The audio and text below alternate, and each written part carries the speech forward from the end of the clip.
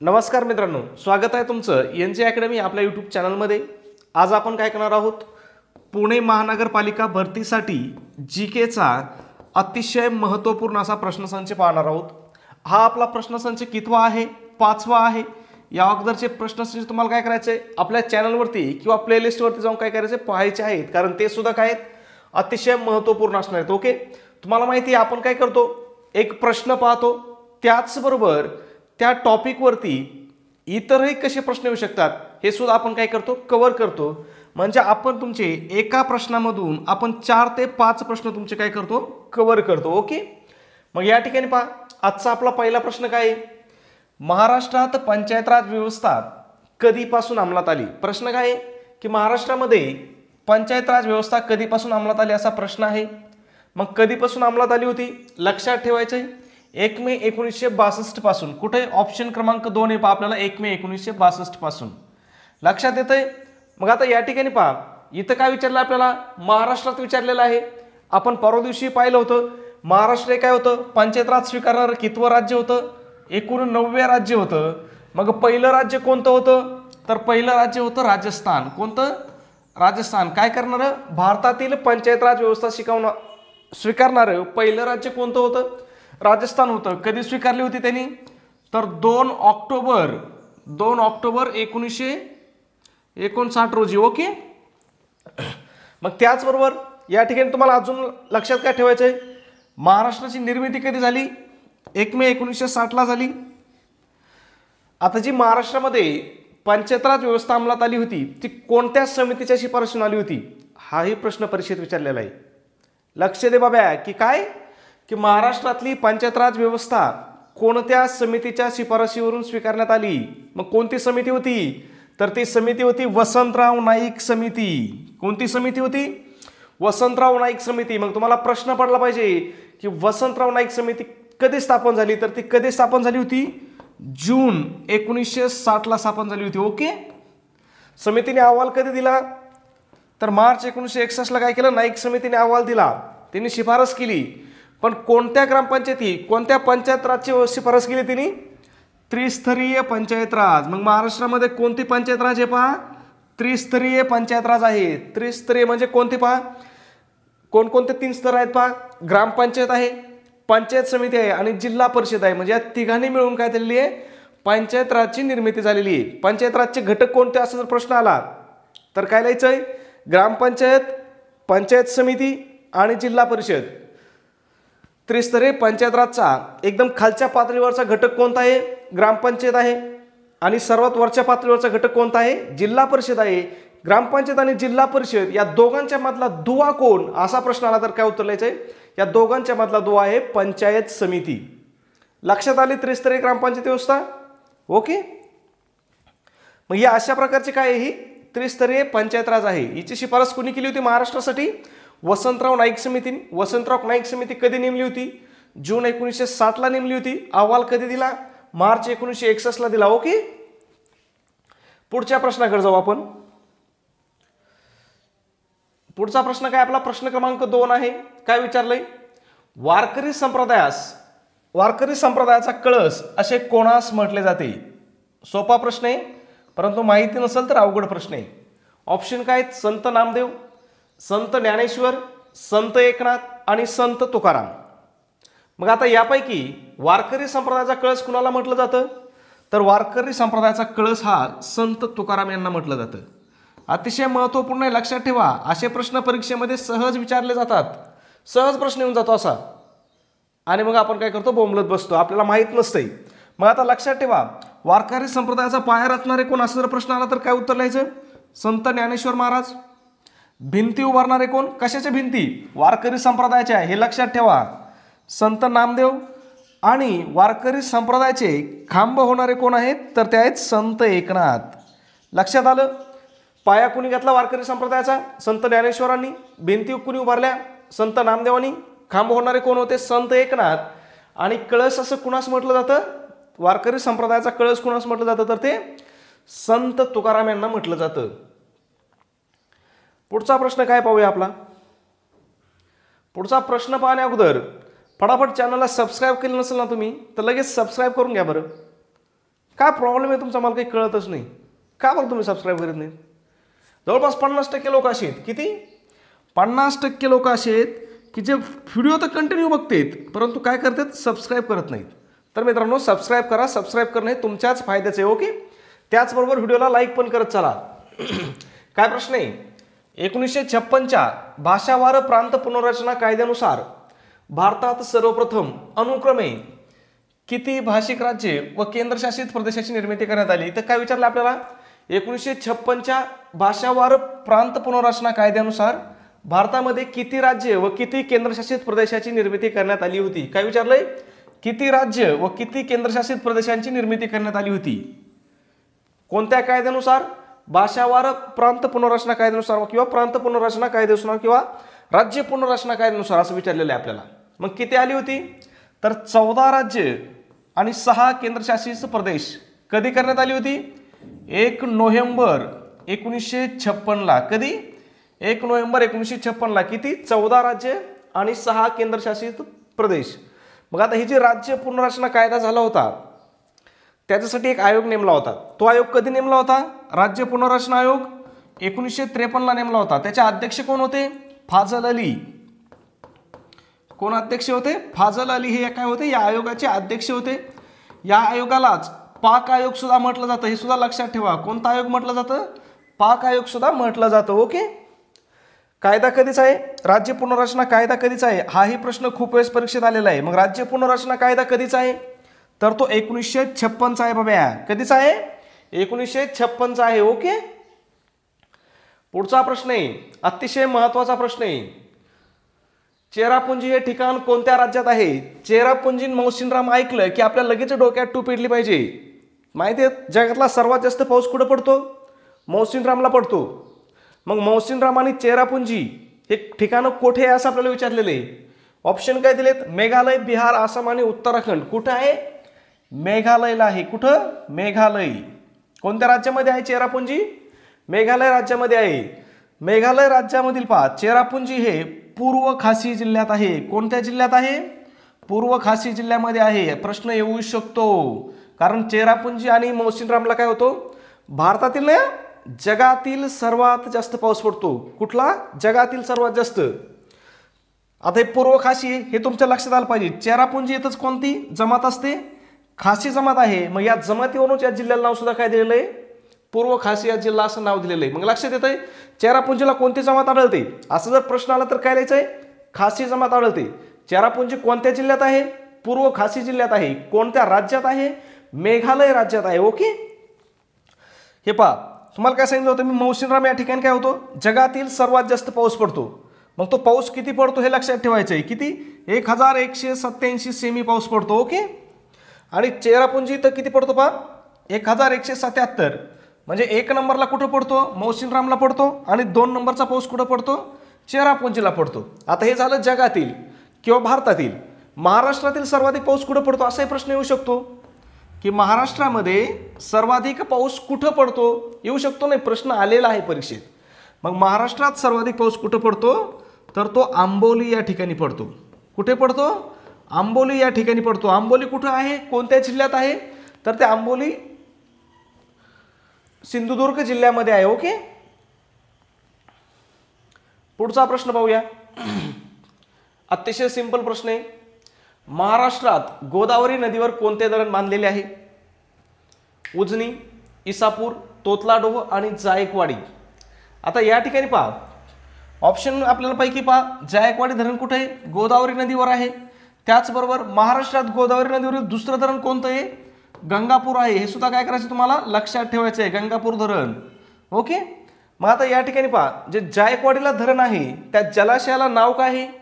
हाही प्रश्न आलेला आहे. तर नाथसागर नाव आहे. काय नाव आहे? नाथसागर नाव आहे. आता नाथसागर नाव काय आहे? तर पैठण या ठिकाणी काय आहे? श्री संत एकनाथ महाराजांची समाधी असल्यामुळे या ठिकाणी काय आहे? जायकवाडी धरणाच्या जलाशयास काय नाव दिलेलं आहे? नाथसागर असं जलाशय दिलेलं आहे. कुठे आहे? पैठण. कोणत्या जिल्ह्यात आहे? औरंगाबाद जिल्ह्यामध्ये आहे. आता हे जे जायकवाडी धरण आहे याची क्षमता किती आहे? परीक्षेत विचारलेलं आहे. क्षमता किती आहे? 120 TMC आहे. किती? 102 TMC. किती TMC आहे? 102 TMC क्षमता आहे. या ठिकाणी पहा जायकवाडी या ठिकाणी काय पक्षी अभयारण्य सुद्धा आहे, त्याचबरोबर वीज निर्मिती सुद्धा केली जाते. मग किती 12 मेगावॅटची वीज निर्मिती केली जाते. तिथं जे पक्षी अभयारण्य आहे त्याचं नाव काय आहे, जायकवाडी पक्षी अभयारण्य किंवा जायकवाडी पक्षी अभयारण्य कुठे आहे हाही प्रश्न परीक्षेत आलेला आहे. ओके. त्याचबरोबर पैठण या ठिकाणी एक उद्यान आहे, त्याचं नाव आहे संत ज्ञानेश्वर उद्यान. जायकवाडी धरणाच्या पायथ्यालाच आहे, भिंतीच्या लगेच खाली लागून आहे. जर तुम्ही गेला असाल कधी पैठणला तर नक्की पाहून घ्या, खूप चांगलं उद्यान आहे. ओके. त्याचबरोबर एक छोटीशी सूचना सांगतो. आपण काय केलेलं आहे, महानगरपालिका भरतीसाठी अतिशय महत्त्वाची आणि अतिशय इम्पॉर्टंट अशी टेस्ट सिरीज आहे. म्हणजे तुमच्या यशामध्ये नक्कीच मैलाचा दगड ठरेल अशी ही वेबसिरीज, अशी ही आपली काय असणारी टेस्ट सिरीज असणार आहे. ओके. आता याच्या अगोदर पहा आपण म्हाडा परीक्षेसाठी टेस्ट सिरीज काढली होती, आरोग्य विभाग ग्रुप डी आणि क साठी टेस्ट सिरीज काढली होती. त्या दोन्ही टेस्ट सिरीजच्या विद्यार्थ्यांना एवढा फायदा झाला होता की त्या फायद्यानुसार आपल्या या टेस्टला अत्यंत प्रचंड असा प्रतिसाद मिळत आहे. ओके. मग आपल्या टेस्ट सिरीजची आपल्या टेस्ट सिरीजमध्ये काय एकूण 10 टेस्ट असणार आहेत. ही कशी असणार आहे, संपूर्ण अभ्यासक्रमावर आधारित असणार आहे. त्यासोबत तुम्हाला तिची आन्सर की पण दिली जाईल. आपल्या टेस्ट सिरीजची एकूण किंमत किती असणार आहे, फक्त 150 रुपये. पण आपण काय करत आहोत, विद्यार्थ्याच्या मागणीस्तव याच्यामध्ये काय डिस्काउंट देत आहोत. ओके. किती डिस्काउंट देत आहोत, तर जवळपास 50 रुपये. म्हणजे तुम्ही जर आज घेतली तर तुम्हाला फक्त 99 रुपये पेमेंट करायचं आहे. आता हे 99 रुपये कुठे पे करायचे तुम्हाला, गुगल पे, फोनपेला करायचे, पेटीएमला करा, ॲमेझॉन पेला करा, पण या नंबरवरती करता. नंबर काय आहे 9689141630.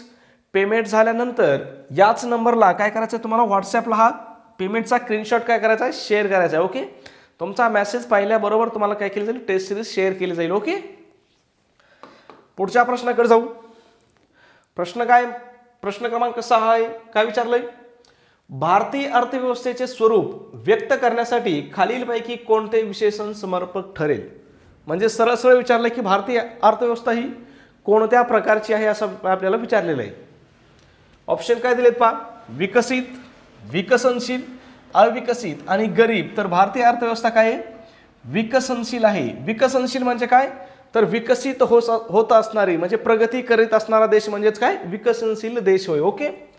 मग आता या ठिकाणी पहा विकसित देश कोणते आहेत हाही प्रश्न परीक्षेत विचारला जातो, बऱ्याच वेळेस विचारला जातो की खालीलपैकी कोणता देश विकसित आहे किंवा खालीलपैकी कोणता देश विकसित नाही. मग कोणता आहे तुमच्या लक्षात येईल पहा, इंग्लंड, अमेरिका, जपान, जर्मनी हे काय आहेत, विकसित देश आहेत. विकसनशील देशामध्ये कोणते देश येतात, भारत आहे, चीन आहे, पाकिस्तान आहे. म्हणजे भारत आणि भारताच्या जवळपास शेजारचे देश काय आहेत, विकसनशील देशामध्ये येतं. सर लक्षात ठेवा, चीन हा विकसित देशात येत नाही, काय येतंय, विकसनशील देशामध्ये येतंय. पाकिस्तान हे तर भुरटेत, यांना खरं विकसनशील मध्ये नाही, यांना ह्या गरीब देशात टाकायला पाहिजे. कुठं टाकायला पाहिजे, पाकिस्तानला गरीब देशात टाकायला पाहिजे, कारण ते एवढं दिवाळखोर आहे. ओके. अविकसित देश कोणते आहेत, अफगाणिस्तान, नेपाळ, भूटान. ओके. लक्षात येत आहे, लक्षात ठेवायचे. तर पुढचा प्रश्न काय, कळसुबाई शिखर डॅश डॅश पर्वतावरती आहे. अतिशय सोपा आहे बा. तुम्ही म्हणता काय प्रश्न घेतलाय सर, कोणत्या पर्वतावर आहे कळसुबाई शिखर, सह्याद्री पर्वतावरती आहे. उंची किती आहे, 1646 म्हणजे 1646 मीटर. काय महाराष्ट्रातील सर्वोच्च शिखर आहे, महाराष्ट्रातील काय सर्वोच्च शिखर आहे. कोणत्या पर्वतावर आहे, सह्याद्री पर्वतावरती आहे. कोणत्या जिल्ह्यात आहे असाही प्रश्न आलेला आहे, तर ते अहमदनगर जिल्ह्यात आहे. तसं जर पाहिलं तर हे अहमदनगर आणि नाशिक, काय अहमदनगर आणि नाशिक या 2 जिल्ह्याच्या सीमेवरती आहे. परंतु प्रशासकीय दृष्ट्या याचा समावेश कोणत्या जिल्ह्यामध्ये केलेला आहे, अहमदनगर जिल्ह्यामध्ये आहे. त्याच्यामुळे कोणत्या जिल्ह्यात आहे असं जर प्रश्न आला तुम्हाला तर त्याचं उत्तर तुम्हाला अहमदनगर जिल्हाच लिहायचं आहे. ओके. आता या ठिकाणी पहा सह्याद्री पर्वतावरती काय होतं, आपल्याला परीक्षेमध्ये हमखास प्रश्न विचारला जातो. मग त्याच्याबद्दल थोडी माहिती पाहूया. पहा तर सह्याद्री पर्वत, त्याचं दुसरं नाव काय म्हणतात सह्याद्री पर्वतालाच, तर पश्चिम घाट म्हणतात. मग पश्चिम घाट हे काय, आपल्या पश्चिम समुद्र किनाऱ्या शेजारी उभे असलेले काय डोंगररांग आहे. सह्याद्री पर्वताची लांबी किती आहे, प्रश्न खूप वेळेस आलेला आहे. किती आहे, 1600 किलोमीटर म्हणजे 1600 किलोमीटर आहे. आता लक्षात घ्या, सह्याद्री पर्वत सह्याद्री म्हटलं की आपल्याला फक्त काय वाटतं, महाराष्ट्रात सह्याद्री आहे. पण नाही, सह्याद्री कोणत्या कोणत्या राज्यात आहे पहा, महाराष्ट्रात आहे, गोव्यामध्ये आहे, कर्नाटक, तामिळनाडू आणि केरळ. काय, महाराष्ट्र, गोवा, कर्नाटक, तामिळनाडू आणि केरळ या राज्यामध्ये काय मिळून सह्याद्री पर्वत आहे. ओके. मग याच्यापैकी आता एकूण लांबी किती आहे? 1600 किलोमीटर म्हणजे 1600 किलोमीटर आहे. तर मग महाराष्ट्रात किती आहे रे? तर महाराष्ट्रात आहे 440. किती? 440 किलोमीटर. लक्षात येतंय? सह्याद्रीची एकूण लांबी किती आहे असं जर प्रश्न आला तर काय उत्तर लिहायचंय? 1600 किलोमीटर. महाराष्ट्रात किती आहे असं प्रश्न आला तर काय लिहायचंय? 440 मीटर असं लिहायचं आहे. ओके. त्याचबरोबर आता हे आपण शिखर काय पाहिलं होतं पहा? कळसुबाई शिखर पाहिलं होतं. उंची किती? 1640. कळसुबाई नंतर 2 नंबरचं उंच शिखर कोणतं आहे? तर ते साल्हेर आहे. त्याची उंची किती आहे? 1567 मीटर आहे. त्याच्यानंतर तिसरं आहे महाबळेश्वर. त्याची उंची किती आहे? 1438. आता हे काय झाले आपण पाहिले महाराष्ट्रातले शिखरे. पण कळसुबाईवरती कर्नाटक राज्यात एक शिखर आहे. त्याचं नाव काय आहे? कुद्रेमुख शिखर. कोणतं शिखर? कुद्रेमुख शिखर. त्याची उंची किती आहे? 1862 मीटर. म्हणजे आपल्या कळसुबाईपेक्षा काय आहे? उंच आहे. त्याच्यानंतर सह्याद्री पर्वतातील सर्वात उंच शिखर कोणतं आहे? तर अण्णाईमुडी शिखर आहे. कोणतं? अण्णाईमुडी शिखर आहे. त्याची उंची किती आहे? 2695 मीटर. किती आहे? 2695 मीटर. ओके. त्याचबरोबर सह्याद्रीच्या दक्षिण भागामध्ये एक खिंड आहे. या खिंडीवरती सुद्धा खूप वेळेस प्रश्न आलेला आहे. कोणती खिंड आहे? पालघाट खिंड आहे. कोणती खिंड आहे? पालघाट खिंड. ओके. तामिळनाडू आणि केरळ या 2 राज्यांना जोडण्याचं काम काय करते? ही पालघाट खिंड करते. त्याच्यामुळे लक्षात ठेवा, खूप महत्वाचं आहे. ओके. पुढचा प्रश्न काय? 8 नंबर आहे. काय विचारलंय? कुंभार्ली घाट कोणत्या 2 शहरांना जोडतो? कोणता घाट? कुंभार्ली घाट कोणत्या 2 शहरांना जोडतो असं आपल्याला विचारलंय. मग कुंभार्ली घाट कोणत्या 2 शहरांना जोडतो? तर तो कराड चिपळूण या 2 शहरांना जोडतो. आता लक्षात घ्या, बाकीचे भरपूर घाट आहेत. घाटावरती जवळपास 100% परीक्षेमध्ये प्रश्न विचारला जातो. मग आपण बाकीचे घाट कोणते आहेत पाहूया. कोल्हापूर पणजीला जोडणारा घाट कोणता आहे? फोंडा घाट आहे. सावंतवाडी बेळगावला जोडणारा कोणता घाट आहे? आंबोली घाट आहे. कोल्हापूर रत्नागिरी खूप महत्वाचा घाट आहे. कोल्हापूर रत्नागिरी कोणता घाट आहे? आंबा घाट आहे. कराड चिपळूण कुंभार्ली आत्ताच पाहिला आपण, याच्यावरतीच प्रश्न होता आपल्याला. नाशिक मुंबई कोणता आहे? थळघाट आहे. त्यालाच कसारा घाट सुद्धा म्हटलं जातं.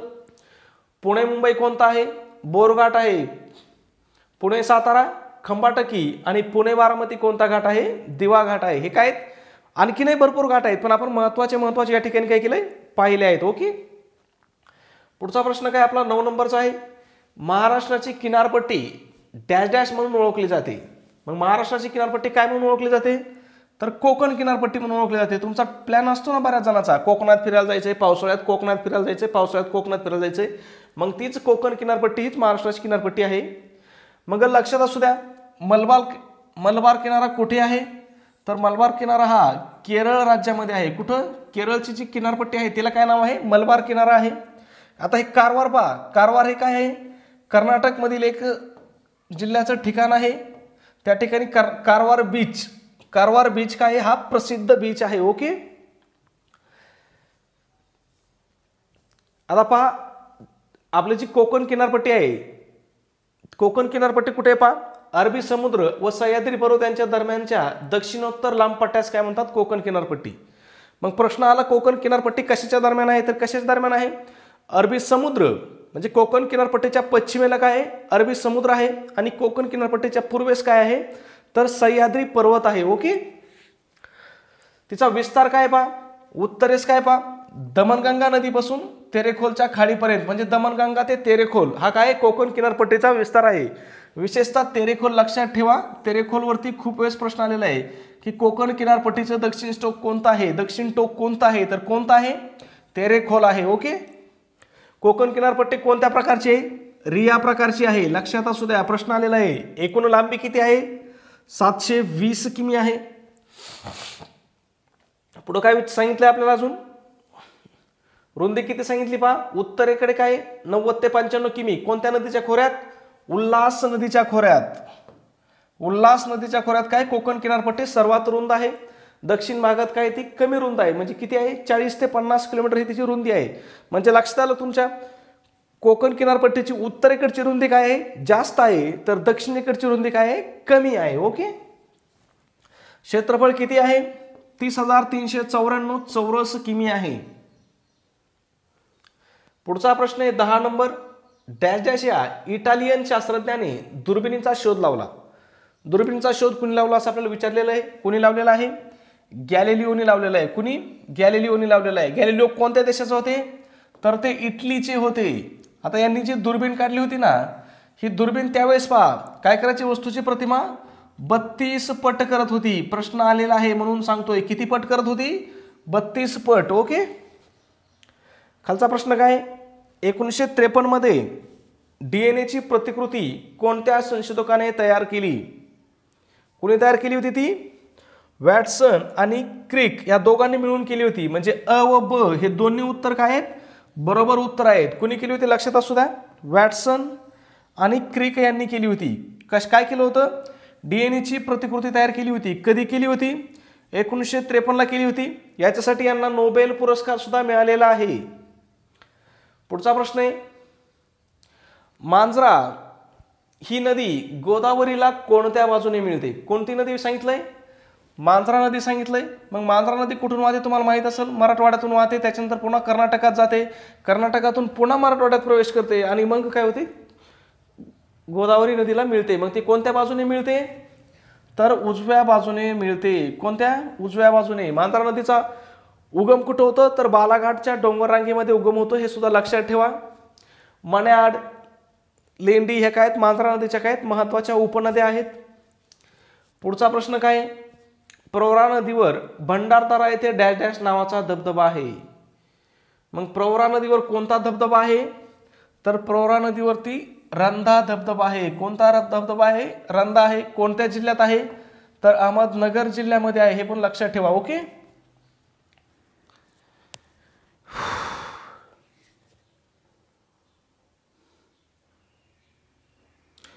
लाईट गेली आहे. आपले जे राहिलेले प्रश्न आहेत हे आपण काय करूया? उद्याच्या किंवा पुढच्या व्हिडिओमध्ये नक्की कव्हर करूया. ओके. धन्यवाद.